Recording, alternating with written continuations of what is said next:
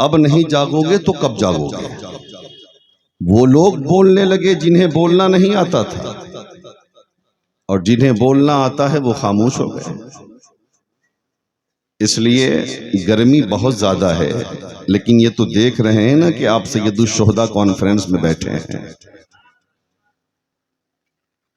तो बेदारी लाइए।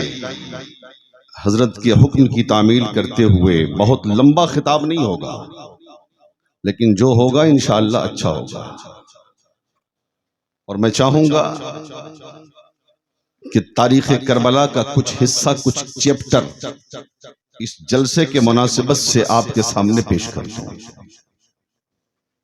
अगर तैयार हैं और दुरूद शरीफ याद है अगर आपको, तो पढ़ दीजिए एक बार।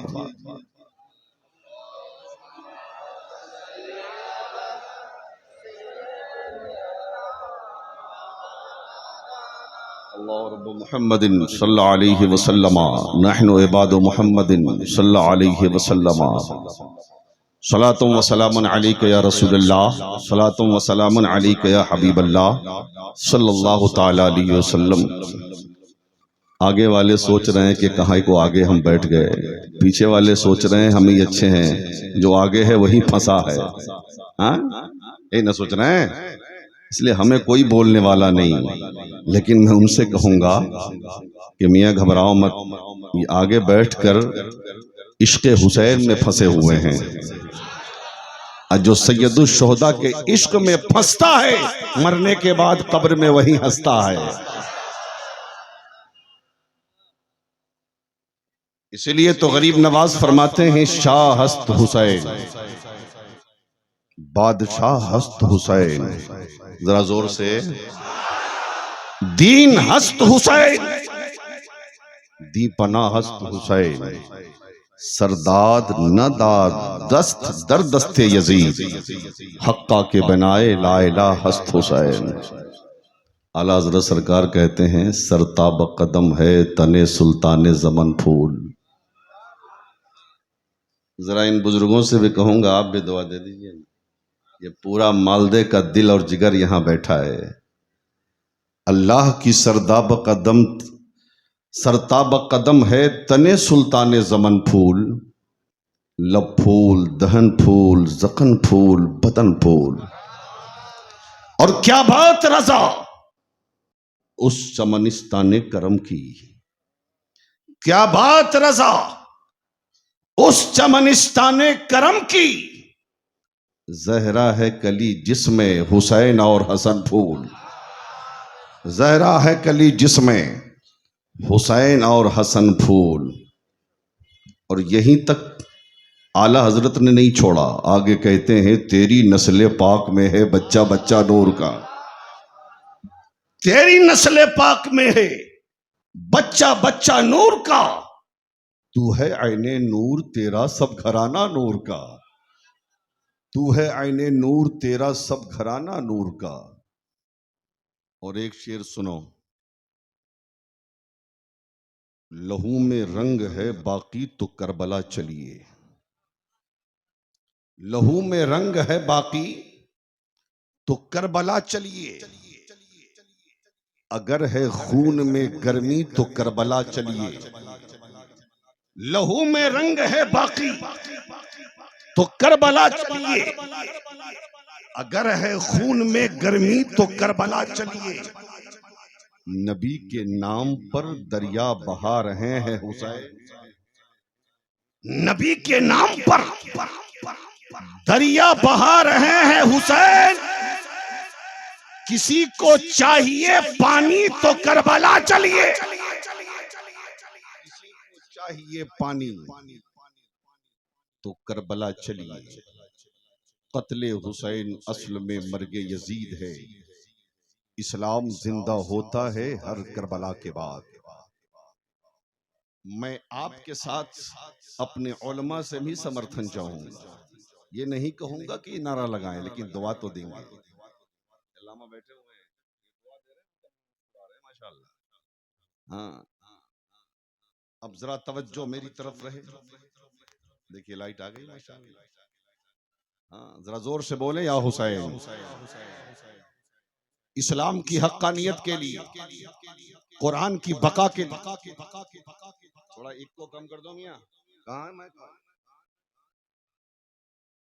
थोड़ा एक को कम कर दो इसका। अच्छा सुनिए, वो आ जाएंगे, कम हो जाएगा।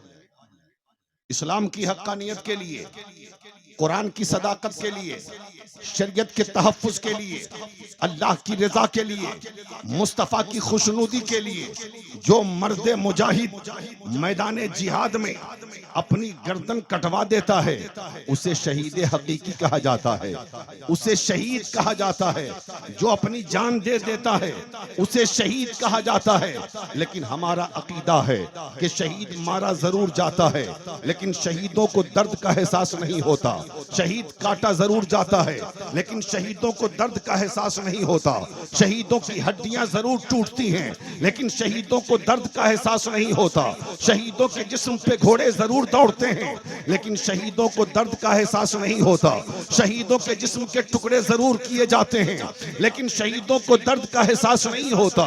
एक जगह जब मैंने इस बात को बयान किया तो मजमे से एक शख्स खड़ा हो गया और खड़ा होकर कहने लगा, मौलाना, जब एक इंसान मैदान कारजार में जाता है और जाने के बाद जब मुकाबला होता है और शहादत की मंजिल से हमकनार होता है तो उसकी हालत ये होती है, कभी उसका हाथ कटता है, कभी उसका पैर कटता है, कभी उसकी गर्दन कटती है, कभी उसके जिस्म के टुकड़े होते हैं, कभी उसके जिस्म पे घोड़े दौड़ाए जाते हैं। और आप कहते हैं शहीदों को दर्द का एहसास नहीं होता। ये कौन सा फलसफा है? हाथ कट गया दर्द का एहसास न हो, पैर कट गया दर्द का एहसास न हो, गर्दन कट गई दर्द का एहसास न हो, जिस्म के टुकड़े हो गए दर्द का एहसास न हो, जिस्म को छलनी कर दिया गया दर्द का एहसास न हो, जिस्म से लहू बहा दिया गया दर्द का एहसास न हो। मैंने कहा, मालदा वालों, मेरा मामला हल हो गया। मैं तुम्हें दुनियावी मिसाल से समझाना चाहता हूँ कि तुम्हारे पैर में कोई जख्म निकल गया जिसे अपनी जबान में आप फोड़ा कहते हो, वो छोटा सा था, आहिस्ता आहिस्ता बढ़ता हुआ बड़ा हो गया। एक दिन किसी दोस्त ने कहा, मियाँ तुम्हारा जख्म बहुत बड़ा हो गया है, तुम्हारा फोड़ा बहुत बड़ा हो गया है, ऐसा करो मालदा के किसी बड़े सर्जन से दिखलाओ, किसी डॉक्टर से दिखलाओ, कहीं ऐसा ना हो ये तुम्हारा जख्म तुम्हारी जान के लिए खतरा बन जाए। आप मालदा के बहुत बड़े डॉक्टर के पास गए और डॉक्टर के पास जाने के बाद आपने डॉक्टर से कहा, डॉक्टर साहब मेरे जख्म को देखिए ना, कोई दवा दे दीजिए, बड़ी तकलीफ हो रही है, तकलीफ का इजाला हो जाए, मेरा जख्म ठीक हो जाए, मेरा पैर सलामत रह जाए। डॉक्टर ने मुआयना किया, मुआयना करने के बाद कहा, मियाँ दवा से तुम्हारा पैर सही नहीं होगा। फिर कैसे होगा? कहा ऑपरेशन कराना पड़ेगा। कहा ऑपरेशन का मतलब क्या है? कहा जहां पर जख्म है वहीं से पैर काटना होगा।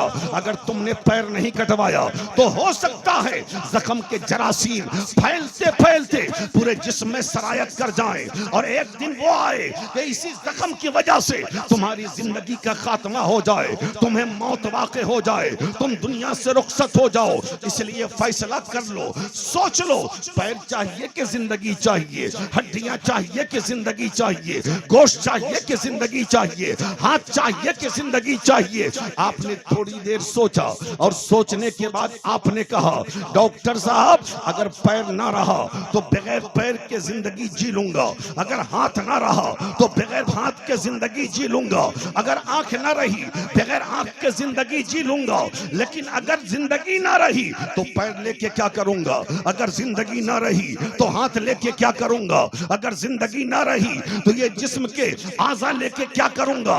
इसलिए डॉक्टर साहब मेरे पैर को काट दीजिए। तारीख मुतय्यन हो गई, वक्त मुकर्ररा पे आप पहुंच गए, डॉक्टर आपको ऑपरेशन रूम में ले गया।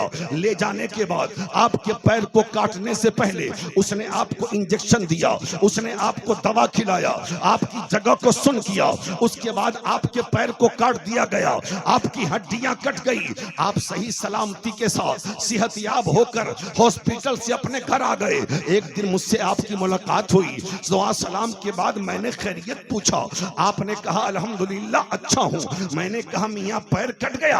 हाँ हजरत पैर कट गया। मैंने पलट के सवाल किया, मियाँ पैर कटा होगा, बड़ी तकलीफ हुई होगी, हड्डियां कटी होगी, बड़ी तकलीफ हुई होगी, गोश्त कटा होगा, बड़ी तकलीफ हुई होगी। आपने कहा मौलाना बिल्कुल तकलीफ ना हुई। मैंने कहा ये कौन सा फलसफा समझा रहे हो? हड्डियां कट गई, दर्द का एहसास ना हुआ, पैर कट गया, दर्द का एहसास ना हुआ, गोश्त कट गया, दर्द का एहसास ना हुआ। आपने कहा मौलाना दर्द का एहसास तो होता, लेकिन इसलिए दर्द का एहसास ना हुआ कि मेरे ऊपर दवाओं का असर था, मेरे ऊपर गोलियों का असर था, मेरे ऊपर इंजेक्शन का असर था। मैंने कहा मालदा वालों मेरा मामला हल हो गया। अगर दुनियावी दवा का ये हाल है, अगर किसी को खिला दिया जाए, पैर काटा जाए दर्द का एहसास ना हो, हड्डियां काटी जाए दर्द का एहसास ना हो, गोश्त काटा जाए दर्द का एहसास ना हो, तो बोलो जिसने मोहब्बत खुदा की दवा खाई हो और जिसने मोहब्बत मुस्तफा की दवा खाई हो उसकी गर्दन कटेगी, दर्द का एहसास कैसे होगा? उसके पैर काटे जाएंगे, दर्द का एहसास कैसे होगा? पता चला शहीद मारे जरूर जाते हैं, लेकिन शहीदों को दर्द का एहसास नहीं होता, नहीं होता। इसीलिए तो मेरे आका फरमाते हैं सारे सारे जन्नती जन्नत में चले जाएंगे। गौर से तवज्जो से सुनना, सारे जन्नती जन्नत में चले जाएंगे। मेरे आका फरमाते हैं अल्लाह जन्नतियों को मुखातब करके फरमाएगा, ऐ मेरे जन्नती बंदो, तुमने नमाजें पढ़ी, मैंने इनाम में जन्नत दे दिया। तुमने रोजा रखा, मैंने इनाम में जन्नत दे दिया। तुमने ज़कात दिया, मैंने इनाम में जन्नत दे दिया। तुमने हज किया, मैंने इनाम में जन्नत दे दिया। तूने भूखे को खाना खिलाया, मैंने इनाम में जन्नत दे दिया। तूने नंगे को कपड़ा पहनाया, मैंने इनाम में जन्नत दे दिया। तूने मदरसे का ताउन किया, मैंने इनाम में जन्नत दे दिया। तुमने मस्जिद की तामीर की, मैंने इनाम में जन्नत दे दिया। तुमने गरीबों की खबरगिरी की, मैंने इनाम में जन्नत दे दिया। तूने यतीमों के सर पे दस्ते शफकत रखा, मैंने इनाम में जन्नत दे दिया। तुमने बेवाओं की मदद की, मैंने इनाम में जन्नत दे दिया। ऐ मेरे जन्नती बंदो,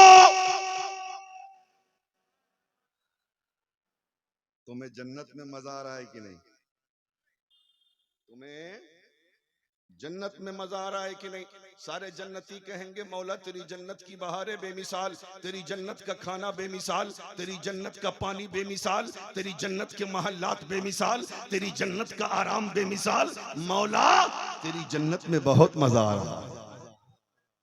उसके बाद अल्लाह शहीदों से मुखातब होगा, ऐ मेरे शहीद बंदो, तवज्जो करना, ऐ मेरे शहीद बंदो, तूने दीन के लिए गर्दन दे दी, मैंने इनाम में जन्नत दे दिया। तूने कुरान के लिए अपनी गर्दन दे दी, मैंने इनाम में जन्नत दे दिया। तूने मेरी रजा के लिए अपना एक एक कतरा लहू दे दिया, मैंने इनाम में जन्नत दे दिया। तूने मेरी रजा के लिए अपने जिस्म पे घोड़े दौड़वा लिए, मैंने इनाम में जन्नत दे दिया। ऐ मेरे शहीद बंदो, तुम्हें जन्नत में मजा आ रहा है कि नहीं? तो तमाम शोहदा एक जबान होके कहेंगे मौला मौला तेरी जन्नत की बहारें बेमिसाल, तेरी जन्नत का खाना बेमिसाल, तेरी जन्नत का पानी बेमिसाल। लेकिन परवरदिगार जो मजा गर्दन कटाने में आया था वो मजा तेरी जन्नत में नहीं है, जन्नत में नहीं है। है मेरे बंदे, क्या कमी है मेरी जन्नत में? क्या कमी है मेरी जन्नत में? मौला सब कुछ है तेरी जन्नत में, लेकिन एक चीज नहीं है तेरी जन्नत में। मेरे बंदे क्या नहीं है मेरी जन्नत में? तो तमाम शोहदा अर्ज करेंगे मौला तेरी जन्नत में सब कुछ है, लेकिन तेरी जन्नत में जंग का मैदान नहीं है, तेरी जन्नत में जंग का मैदान नहीं। हमारी ख्वाहिश ये है कि फिर हमें दुनिया में भेज, दीन के लिए, इस्लाम के लिए, शरीयत के लिए, कुरान के लिए जंग का मैदान हो, दुश्मन की तलवार हो, हमारी गर्दन हो, हम अपनी गर्दन देते जाएं, तुझे राजी करता। ये तो आम शोहदा का मामला है, लेकिन बताओ जो सैयदुल शुहदा हो उनका मकाम क्या होगा? जो नवासे मुस्तफ़ा हो उनका मकाम क्या होगा? जो अली का नूरे नजर हो उनका मकाम क्या होगा? जो फातिमा का लख्ते जिगर हो उनका मकाम क्या होगा? अरे जब उनके गदा भर देते हैं शाहाने जमाना की झोली, मोहताज का जब ये आलम है, मुख्तार का आलम क्या होगा? अच्छा आप ये बताओ कि करबला का कुछ हिस्सा सुनोगे? आप सुनोगे? तकरीर मुख्तसर होनी है, इसलिए सोचता हूं कि थोड़ा सा सुना दूं, क्योंकि ये सैयदुल शुहदा कॉन्फ्रेंस है। हजरात, 10 मुहर्रम की तारीख जो आज गुजरी है, अली अकबर भी शहीद हो गए, कासिम भी शहीद हो गए, ओनो मोहम्मद भी शहीद हो गए, इमाम असगर भी शहीद हो गए, अब्बास का बाजू भी कट गया, जाने सारा ने हुसैन भी शहीद हो गए। सबसे आखिर में अब बारी आई है सैयदुल शुहदा की। अपने नाना का इमामा बांधा है हुसैन, अपने नाना का जुब्बा पहना है हुसैन ने। हजरत अमीर हमजा की तलवार, अपने बाबा अली की तलवार, हजरत अमीर हमजा का नेजा, हजरत जाफर तैयार की ढाल सजाई है हुसैन ने। और इसी दरमियान यजीदियों में बातें होने लगी, लगता है हुसैन थक गए। अली अकबर का जनाजा उठाकर हुसैन टूट गए हैं, कासिम का जनाजा उठाकर हुसैन कमजोर हो गए, असगर का जनाजा देखकर हुसैन के हौसले पस्त हो गए, अब्बास का जनाजा देखकर हुसैन का दिल टूट गया है। हो सकता है हुसैन यजीद की बैत कर लें। ये आपस में मशवरा, वो लोग आपस में बातें कर रहे हैं। इमाम इमाम इमाम गए, इमाम हजरत इमाम हुसैन सबसे पहले खेमे ज़ैनब में गए और जाने के बाद कहते हैं, ऐ बेटी मेरी बहन ज़ैनब, आखिरी बार अपने भैया का दीदार कर लो, फिर कभी हुसैन का चेहरा निगाहों के सामने नहीं आएगा, आखिरी दीदार कर लो। हजरत ज़ैनब ने मुख्तसर तौर पर, सुन लो मियाँ, हजरत ज़ैनब ने अलविदा कहा। उसके बाद हजरत शहरबानों से कहते हैं, ऐ शहरबानो, तुमने महल छोड़कर गरीबी की जिंदगी गुजारी है, हर मोड़ पे तुमने मेरा साथ दिया है, अब हुसैन तेरा जा रहा है मैदान करबला में, आखिरी बार अपने हुसैन को देख लो। उसके बाद आबिदे बीमार यानी सैयद सज्जाद के खेमे में गए, देखा 14 साल का कड़ियल जवान बेहोश बुखार की शिद्दत में चारपाई पे लेटा है। हुसैन ने दामने रहमत की हवा दी अपने लाल को। हजरत ज़ैनुल आबिदीन ने आंखें खोल दी।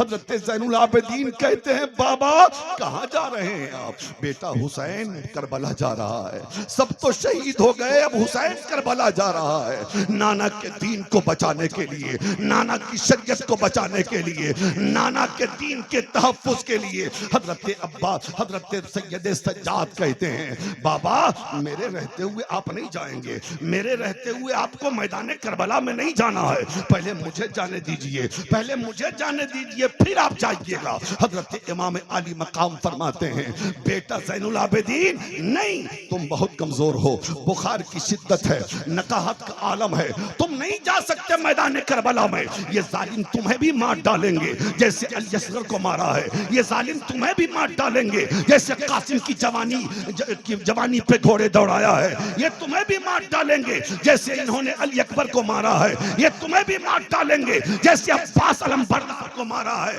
तुम्हें नहीं जाना है। हजरत सैयद सज्जाद लाठी लेकर उठना चाहते थे, कमजोरी इतनी थी, फिर बेहोश होकर गिर गए। हजरत इमाम अली मकाम ने सूरह फातिहा पढ़ा है और पढ़ने के बाद अपने बेटे को दम किया और कहते हैं, इमाम ऐ मेरे लाल सैयद सज्जाद, बाप तेरे जज्बात की कदर करता है, लेकिन तुझे मैदान करबला में नहीं जाना है। अगर तुम भी चले गए तो सकीना का ख्याल कौन करेगा? अगर तुम भी चले गए तो फूफी ज़ैनब का ख्याल कौन करेगा? अगर तुम भी चले गए तो अम्मी शहरबानों का ख्याल कौन करेगा? अगर तुम भी चले गए तो बोलो इस काफिले को मदीना लेके कौन जाएगा?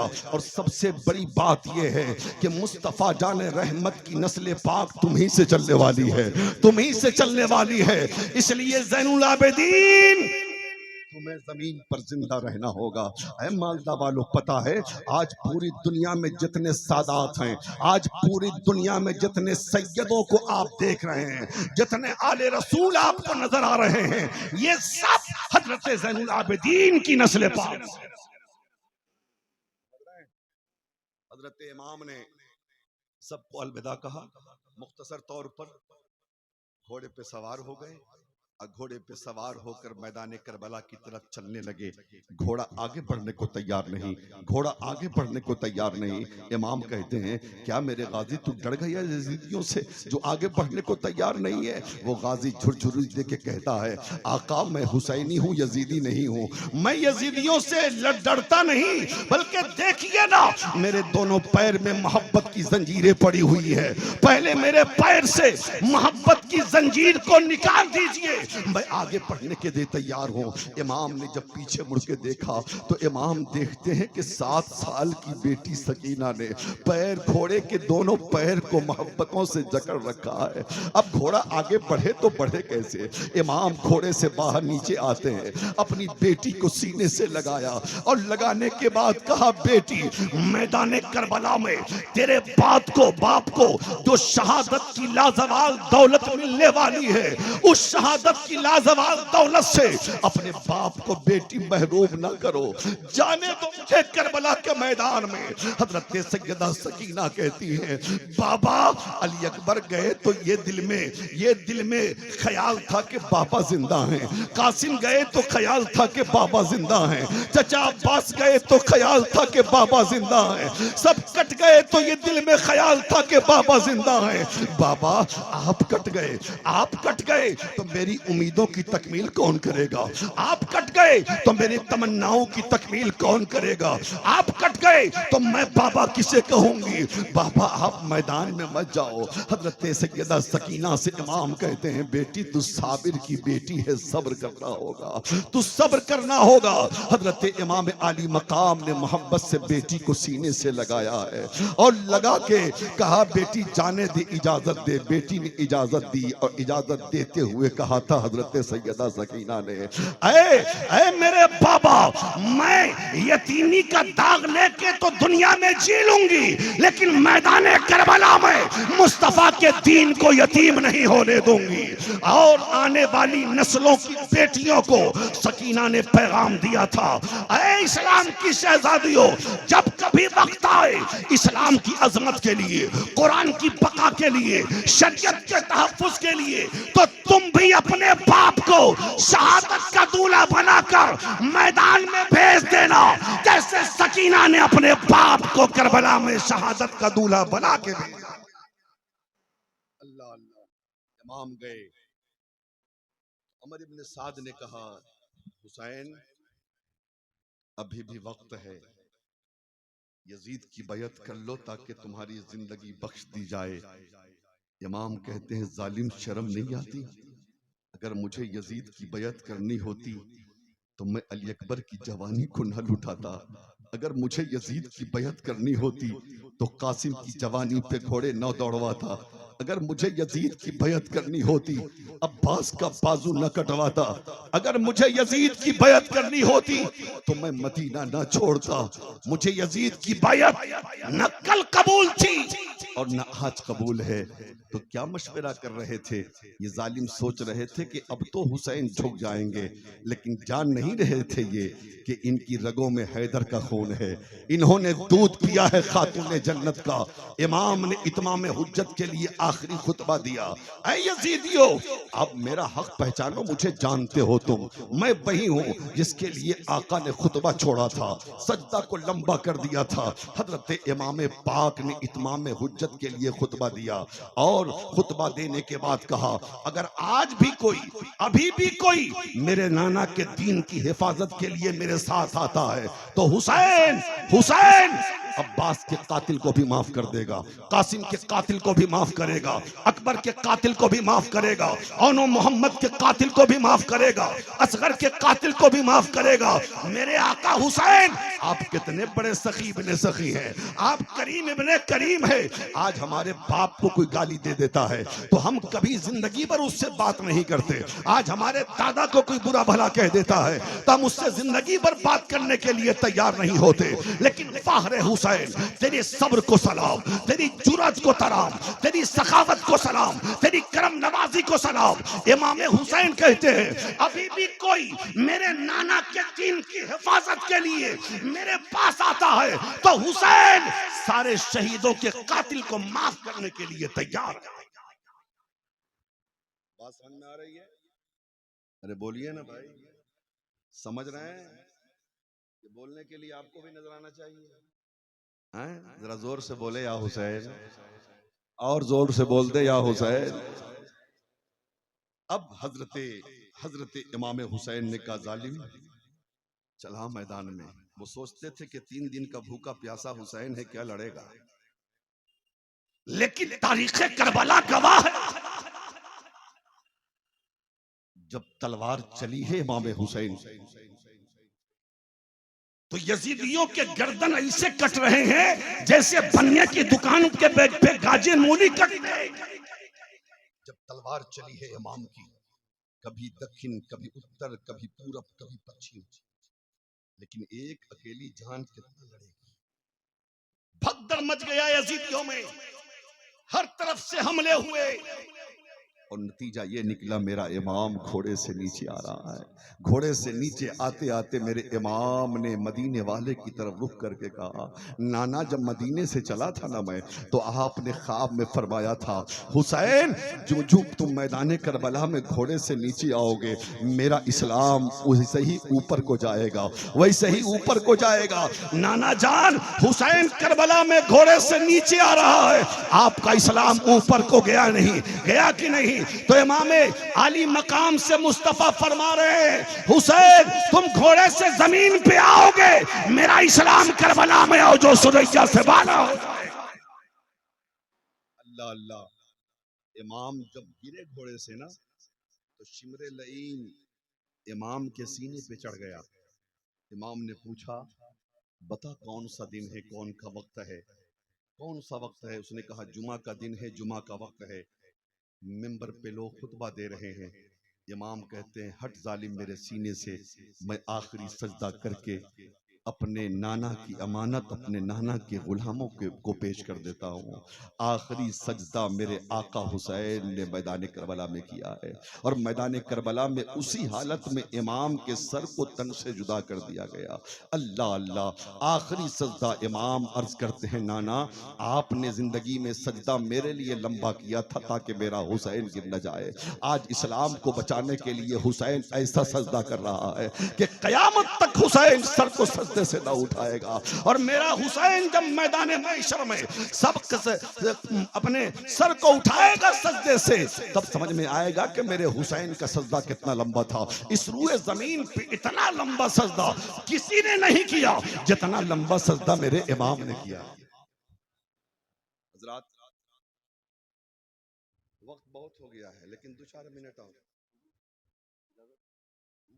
2-4 मिनट और, जंग खत्म हो गई। अब तो यजीदियों को मान जाना चाहिए था कि चलो अब हुसैन को मैंने कत्ल कर दिया, अब खत्म मामला। लेकिन जुल्म की हद देखो, किसी ने कुर्ते उतारे, हाँ, खेमे जला दिए गए, लूट मार शुरू, गुंडागर्दी शुरू, आतंक शुरू, यहाँ तक कि सैयदा सकीना के कान में जो बालियां थी उन बालियों को भी जालिमों ने छीन लिया। खेमे जला दिए गए और 10 यजीदी शहसवारों ने मिलकर घोड़े की टापों से शोहदाए करबला की लाशों को तोड़ दिया, हड्डियों को तोड़ दिया। इतना बड़ा आतंक। आज हम कब्रिस्तान जाते हैं तो कहा जाता है कि किसी कब्र पे पैर न पड़ने पाए, है ना? अदब का तकाजा यही कि पैर किसी का पड़ेगा तो मरने वाले को, कब्र वाले को तकलीफ होती है, लेकिन घोड़े की टापों से जब शोहदाए करबला की लाशों को पामाल किया गया होगा, अब बताओ मेरे आका को कितनी तकलीफ हुई होगी। और जब गर्दने हुसैन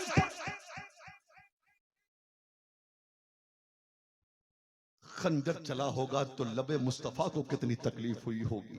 बहरहाल शाम हो गई, जिसे शाम में आज वाली जो शाम है ना, वही शाम गरीबा है। 10 मुहर्रम के बाद, मगरिब के बाद जो शाम आई है वो शाम गरीबा है। उसे दर्द अलम की शाम कहते हैं, उसे गम और मुसीबत की शाम कहते हैं।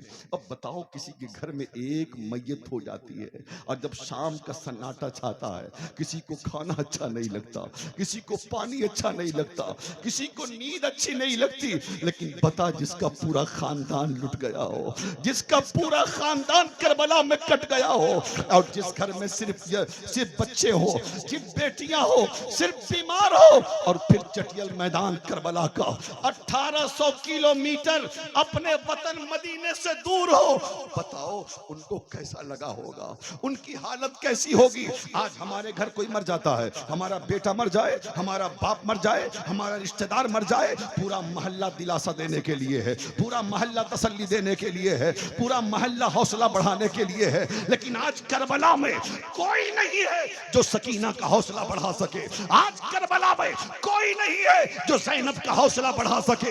आज करबला में कोई नहीं है जो शहरबानों का हौसला बढ़ा सके। आज करबला में कोई नहीं है जो ज़ैनुल आबिदीन का हौसला बढ़ा सके। शाम गरीबा आ गई, शाम गरीबा आ गई। इमाम हुसैन की शहादत के बाद 7 दिन तक आसमान से खून बरसता रहा। आसमान से खून बरसता रहा। मस्जिद बैतुल मक़दिस में जिस पत्थर को उठाया जाता, उस पत्थर के नीचे से ताज़ा खून जारी होता। आप पश्चिम की तरफ हर दिन शाम को जो लाली देखते हैं ना, जिसे शफक की सुर्खी कहते हैं, आप किताब उठा के देखें तो मालूम होगा कि सानहे करबला से पहले, शहादत हुसैन से पहले वो शफक की सुर्खी नहीं थी, बल्कि करबला की शहादत के बाद, इमाम हुसैन की शहादत के बाद वो आसमान में लाली नजर आती है, आसमान में सुर्खी नजर आती है, और ये सुर्खी कयामत तक रहेगी। हम तो मुहर्रम में हुसैन को याद करते हैं, हम 10 मुहर्रम को इमाम को याद करते हैं, लेकिन शफक की सुर्खी बता रही है, ऐ हुसैनियो, हुसैन सिर्फ मुहर्रम में याद करने वाली जात का नाम नहीं है, बल्कि हुसैन तो वो है जिन्हें हर महीना याद किया जाए, हर लम्हा याद किया जाए, साल के 365 दिन याद किया जाए। और आसमान ने बताया, ऐ हुसैनियो, मैं रोज अपने आका हुसैन को याद कर। शाम हो गई तो यजीदियों ने मशवरा किया, मीटिंग की कि चलो जंग खत्म हो गई, बस ये आखिरी बात है, सुन लो, तकरीर खत्म। जंग खत्म हो गई। इंसानियत का तकाजा ये है कि हम तो हुसैन से जंग जीत गए, इसलिए अब इंसानियत के तकाजे के एतबार से खाना भी जाना चाहिए हुसैन के खेमे में, और पानी भी ज़ैनब तक पहुंचना चाहिए। मीटिंग में पास हो गया। लेकिन मामला यह है कि कौन जाएगा सैयदा के सामने खाना और पानी लेकर? किसकी आंखों में इतनी ताकत है कि सैयदा की नजर से नजर मिला सके? किसी ने मशवरा दिया, हजरत हुर की बेवा हमारे पास है, उनको कहेंगे तो वो लेके जाएंगे। बुलाया गया, कहा ठीक है। वो तो चाहती थी जल्दी से जालिमों के चंगुल से निकलकर सैयदा के कदमों में जाएं। नकाब में एक तश्त में खाना, एक मशकीज़े में पानी लेकर रात के सन्नाटे में हजरत हुर की बेवा हजरत सैयदा ज़ैनब के सामने लेके आती हैं। खेमे में खाना और पानी रख दिया सामने। सैयदा ज़ैनब ने भी नहीं पहचाना कि ये कौन है। सैयदा कहती हैं, क्या लाई हो, क्या है? कहा ये खाना है, ये पानी है। जलाल आ गया हैदर की नूरे नजर को, जलाल आ गया सैयदा ज़ैनब को। कहा हटा खाना यहां से, हटा पानी। खाने वाले चले गए तब खाना लेके आई हो, पीने वाले चले गए तब पानी लेके आई हो। न हमें खाने की जरूरत है, न हमें पीने की जरूरत है। इतना जब कहा तो हजरत हुर की बेवा ने अपना सर सैयदा के कदमों में डाल दिया और कहती है, सैयदा मुझे पहचाना आपने? कहा कौन हो? कि मैं हुर की बेवा हूँ। अगर मेरा लाया हुआ खाना पानी आपने ना लिया तो ये यजीदी हमारा मजाक उड़ाएंगे और कहेंगे कि तेरा शौहर तो हुसैन के नाम पर इस्लाम के काम आ गया, लेकिन ये तेरे हुसैन का, तेरे हुसैन का, ये हुसैन की बहन तेरा खाना पानी भी लेने को तैयार नहीं। सैयदा मेरा लाया हुआ खाना ले लीजिए ना, मेरा लाया हुआ पानी ले लीजिए ना। हजरत हुर का नाम सुना है तो सैयदा ने खाना कबूल कर लिया, पानी भी कबूल कर लिया। बगल में 7 साल की सैयदा सकीना बेहोश पड़ी है। हजरत सैयदा सकीना को ज़ैनब पाक ने जगाया, ऐ सकीना उठो ना, पानी आया है पानी पी लो, खाना आया है खाना खा लो। लेकिन कमजोरी और नकाहत का ये हाल था कि सकीना जगने को तैयार नहीं। हजरत सैयदा ज़ैनब ने थोड़ा सा पानी चुल्लू में लिया है और लेने के बाद सैयदा सकीना के चेहरे पे मारा तो सकीना ने आंख खोल दी। और आंख खोल के सैयदा सकीना कहती है, फूफी जान क्या चचा अब्बास आ गए क्या पानी लेकर? क्या चचा अब्बास नहरे फुरात से वापस आए गए क्या पानी लेकर? सैयदा ज़ैनब कहती है, सकीना चचा अब्बास तो इस्लाम के काम आ गए, चचा अब्बास तो पानी लेके नहीं आए हैं, लेकिन जालिमों ने हमारे घर में पानी जरूर भिजवाया है, ये यजीदियों का भिजवाया हुआ पानी है। ऐ सकीना तुम पानी पी लो। हजरत सैयदा सकीना कहती है, फूफी पहले आप पी लीजिए ना, पहले आप खा लीजिए ना। हमारे समाज का मामला ये है कि हम भूखे हो अगर 2 4 5 आदमी और सामने खाना पानी आ जाए तो सबसे पहले हर आदमी चाहता है कि पहले मैं खाऊं। लेकिन बाहर मैदान करबला क्या बच्चा है, क्या बूढ़ा है, क्या जवान है, क्या बच्चियां है, हर तरफ सब्र ही सब्र नजर आता है, हर तरफ इस्तिकामत ही इस्तिकाम नजर आती है। अल्लाह अल्लाह। हजरत सकीना कहती है, चची फूफी जान आप पी लीजिए, आप खा लीजिए, फिर हम खाएंगे पिएंगे। हजरत ज़ैनब कहती है, सकीना आज फातिमा के घर में सबसे छोटी तुम हो, पहले छोटे पीते हैं फिर बड़े पीते हैं, जरा गौर करना, पहले छोटे पीते हैं फिर बड़े पीते हैं। इतना कहा सैयदा ज़ैनब ने तो तड़प के सकीना बैठ गई, सब तड़प के सैयदा सकीना बैठ गई। और बैठने के बाद कहा, क्या कहा आपने फूफी जान? पहले छोटे पीते हैं ना फिर बड़े पीते हैं ना, पहले छोटे खाते हैं ना फिर बड़े खाते हैं ना। हाँ बेटी सकीना, पहले छोटे पीते हैं फिर बड़े पीते हैं, पहले छोटे खाते हैं फिर बड़े खाते हैं। हजरत सैयदा सकीना ने मशकीजे से एक कटोरे में पानी निकाला और पानी निकालने के बाद खेमे से निकल गई और निकल के भागने लगे उसी तरफ जिस तरफ शोहदाए करबो बला की लाशें पड़ी हुई थी। हजरत ज़ैनब ने सोचा, लगता है सुबह से शाम तक अपनों की लाश देखते देखते, अपनों का लहू देखते देखते लगता है औसान खता कर गए, इसलिए सकीना मैदान करबला की तरफ भागी जा रही है। हजरत सैयदा सकीना के पीछे ज़ैनब पाक चली, आगे आगे सकीना है, पीछे पीछे सैयदा ज़ैनब है। हजरत सकीना वहां जाके रुक जाती है जहां पर शोहदाए करबो बला की लाश बेगोरो गफन पड़ी हुई है।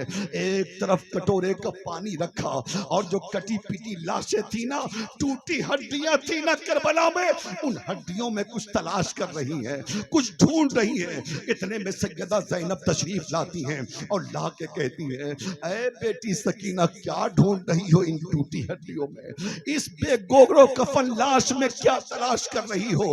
हजरत सैयदा सकीना कहती हैं, फूफी जान जब हम मदीने से चले थे ना, एक हीरा अपने साथ लेके आए थे, जब मदीने से चले थे ना एक खजाना अपने साथ लेके आए थे, जब मदीने से चले थे ना एक दफीना अपने साथ लेके आए थे, जब मदीने से चले थे ना एक सोना अपने साथ लेके आए थे।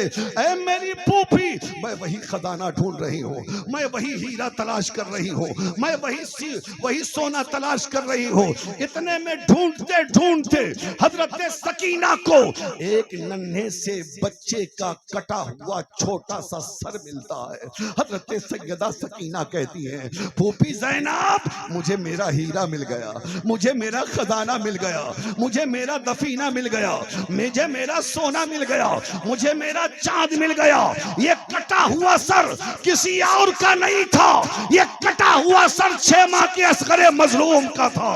अल्लाह अल्लाह, तारीफ़े करबला उठाओ और पढ़ो तब पता चलेगा। हजरत सैयदा सकीना ने कटोरे का पानी एक हाथ में लिया है और असगर का छोटा सा सर दूसरे हाथ में लेकर उस कटोरे के पानी को लबे असगर से लगा दिया और लगा के कहती है सैयदा सकीना, ऐसा असगर फूफी कहती है पहले छोटे पीते हैं फिर बड़े पीते हैं, आज चमनिस्तान फातिमा में असगर तुमसे छोटा कोई नहीं है, आज करबला में पहले तू पी लो फिर कोई कोई पिएगा, पहले तुम पानी पी लो फिर कोई पिएगा। लेकिन गोया के असगरे मजलूम ज़बाने हाल से आवाज देते हैं, मेरी बाजी सकीना अब मुझे पानी की जरूरत नहीं है, मैं तो जामे कौसर साकिए कौसर के हाथों से पीकर मुकम्मल सैराब हो गया हूँ, अब इस पानी की जरूरत आपको है, आप पी लीजिए मेरी बाजी, आप पी लीजिए मेरी बाजी। अल्लाह अल्लाह इतना कहते हुए हजरत सैयदा सकीना बेहोश हो जाती हैं और सैयदा सकीना को ज़ैनब पाक ने लाकर खेमे में सुला दिया है। कैसा इम्तिहान था वो, कैसे सब्र की घड़ी थी वो। जालिमों ने जबर की इंतहा कर दी, हुसैनियों ने सब्र की इंतहा कर दी। तारीख करबला हर एतबार से कामिल व अकमल है, तारीख करबला हर एतबार से मुकम्मल हो चुका है। आज इमाम आली मकाम ने करबला में यजीदियत की ताबूत में आखिरी कील ठोक कर इस्लाम को बचाया, कुरान को बचाया, शरीयत को बचाया।